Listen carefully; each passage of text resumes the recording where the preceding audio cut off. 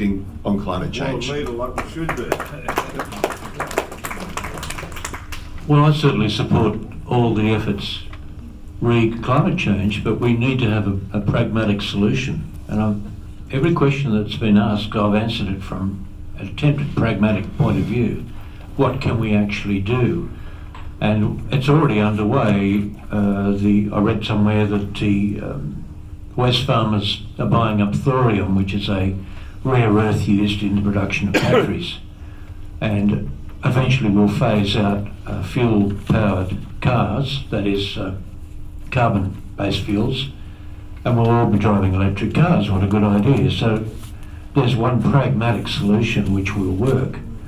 So airy-fairy figures about carbon emissions and rating dates and times and doesn't really apply, because it's a matter of having some practical solution to the problem of climate change. The other point I'd like to make is there are 7 billion people in the world, 6 billion too many according to Ehrlich and Suzuki. A child dies from starvation worldwide every minute. And I'll be urging the government, if I'm elected, and debating very vigorously as to how to solve that problem. Once again, with a pragmatic solution.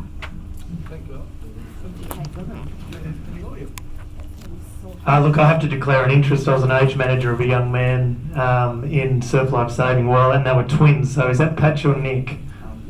Patch. Well done, and proud of you to see you growing. It's been a few years. And I also understand you're involved in the climate strike marches, so congratulations on that. I don't think it's so much about the percentage, and I'll tell you why. City of Sydney Council moved a motion 6 months ago to say they're going to go 100% renewables by 2020, next year. So it's game on. This is going to move pretty quickly.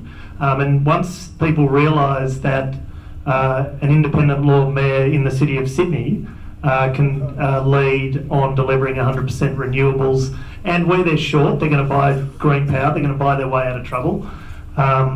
That's an invitation to councils in this region and an invitation to councils all around Australia to do likewise. So that's going to drive a lot of action at a very local level that I think will do a lot to drive the national debate. Things like batteries are moving quickly, microgrids, smart metering both on the grid and in the home. Stuart, standing there with his folder, will probably be able to go through a whole range of different options that are real options now and available in the marketplace. There is a fantastic book called Project Drawdown by Paul Hawken. If anyone loves books, Project Drawdown by Paul Hawken. You read it and you see industry policy and jobs, jobs, jobs. But it is a way to deal with the climate crisis right now. And also watch the 7:30 report, and please give me 20 more seconds.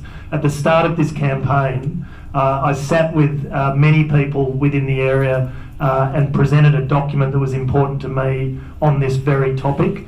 That then went to 12 members of Parliament, and the crossbenchers have all reached an agreement that we will work on this topic together. Tonight on 7:30 report, a video will be released that follows that up. We are going to apply real pressure in the next Parliament, which makes this vote so very, very important.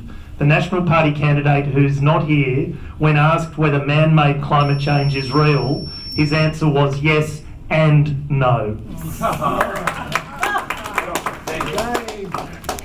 Right. Thanks very much, Patrick. And I actually did attend your climate strike to support you. Good on you. So the Liberal National Coalition, or the Liberal government, has an emissions reduction target of just 26%, and despite that, pollution continues to rise.